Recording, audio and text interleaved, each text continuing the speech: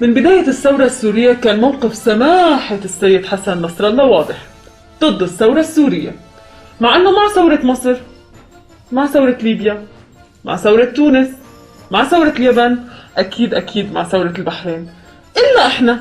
طيب ليش يا شيخ المقاومة؟ في المنطقة في دول الطوق هناك نظام عربي مقاوم وممانع وحيد، هو النظام في سوريا، هو الوحيد. ونرى أن التواطؤ أو العمل على إسقاط هذا النظام المقاوم الممانع في سوريا المستعد للإصلاح، الممانع اللي أعلن سقوط لقنيطرة قبل ب 72 ساعة من دخول أي جندي صهيوني إلها، الممانع اللي بعت شبابنا لحدود الجولان بدون أسلحة بالوقت اللي كانت أسلحته بدرعا. لا فعلا ممانع. هلأ ما بدنا نقعد ندخل نشرح بالتفصيل ما هو دور هذا النظام في هذه المعركة وفي هذه المعادلة.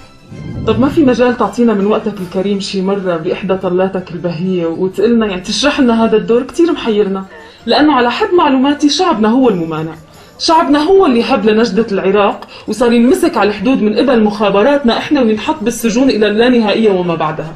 بقى شو رأيك؟ مين الممانع؟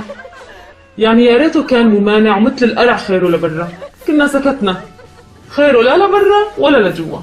غير هاي فهمني ليش مع ثورة البحرين مثلا؟ طيب شوفوا هاي بالبحرين مثلا ناس طلعوا في مظاهرة سلمية، قتلوا وجرحوا مئات الشهداء والجرحى وآلاف ومئات المعتقلين. فعلا انك اعمى قلب، يعني شفت مئات الشهداء بالبحرين وما شفت ولا شهيد بسوريا؟ وصلنا لل2000. يا سيد حسن نصر الله، دم المظلوم عنا غالي، سني كان او شيعي، بس انت اللي طائفي. طيب مين وين الشعب السوري؟ خلينا نعرف لنقف حده. مرحبا، نحن هون مقنعين. طيب رح ادلك على العنوان، هو ما بضيع حدا. بتاخد طيارة وبتنزل لحلب، بتروح خميس أو جمعة عندك يا جميلية يا جامع آمنة. حب لك اطلع على حماه في ساحة اسمها ساحة العاصي، بتلاقيهم هنيك قلة قليلة مغرضة شي 500,000.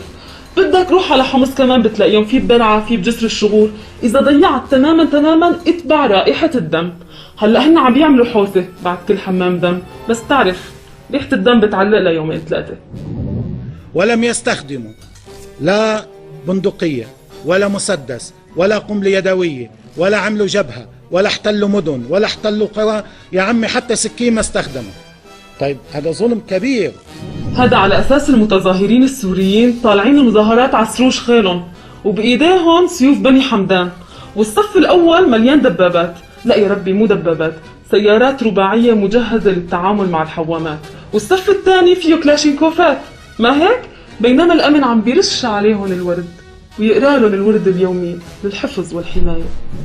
أما في موضوع البحرين ومظلومية البحرين، نحن للأسف الشديد نرى بأن هناك أفق مسدود. طيب في سوريا بيعمل عفو عام ويدعو إلى الحوار ويبدأ خطوات جدية في الإصلاح. بذمتك وضميرك الميت، لو بالبحرين طلع قال إصلاحات هتقلن انسوا الدم وقبلوا بإصلاحاته وتنازلوا عن حقوقهم الديمقراطية؟ طب يعني أفهم ليش فخامة السيد الرئيس بشار الأسد بشكل خاص أنت واقف مع إصلاحاته، مع أنه كل الرؤساء المخلوعين قالوا إصلاحات ومع ذلك ضليت واقف مع الشعب؟ عجب ليش؟ يا ترى ما هو العامل الذي يميز فخامة السيد بشار الأسد عن باقي الرؤساء؟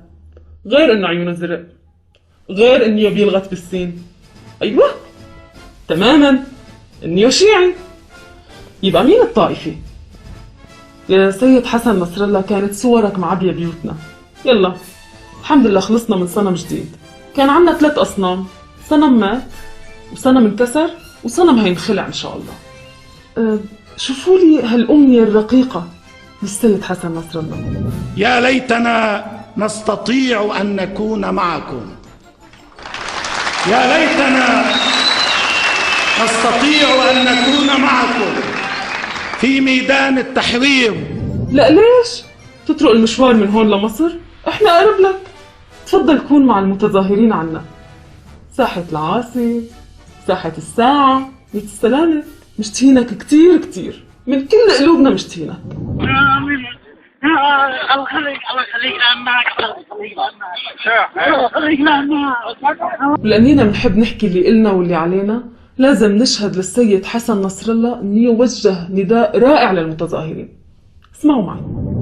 نحن هنا اليوم لنقول لهم نحن معكم، ندعمكم، نؤيدكم، نشد على أيديكم، نفرح لفرحكم، نحزن لحزنكم، ندعو لكم بالنصر، ونعرض أنفسنا لنقول نحن حاضرون لنمد يد العون والمساعدة في كل ما قد تقتضيه مصلحتكم ومصلحتنا وقدراتنا وإمكاناتنا أن نكون إلى جانبكم.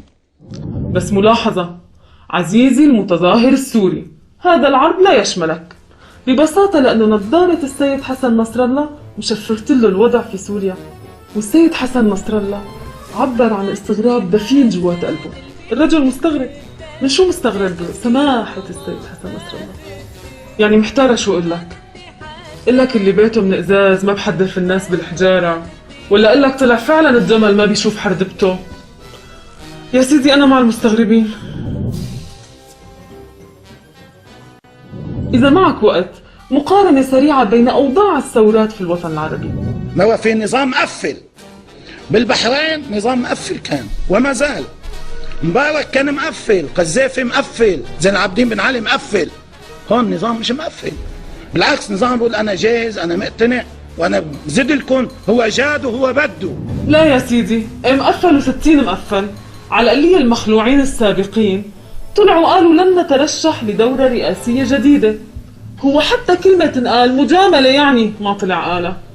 بما انه انت كتير حابه وعم تدافع عنه، هدية بسيطة من الشعب السوري إلك ولجورج أرداحي. يا سيدي خده. بشار الأسد وفوقه عيلته ورامي مخلوف والشبيحة ومجلس الشعب لعندكم هدية، وبعلمون انتو الدبكة اللبنانية، وبندفع لكم فوقه وبالهنا. بس ملاحظة، البضاعة التي تخرج من سوريا لا ترد ولا تبدل.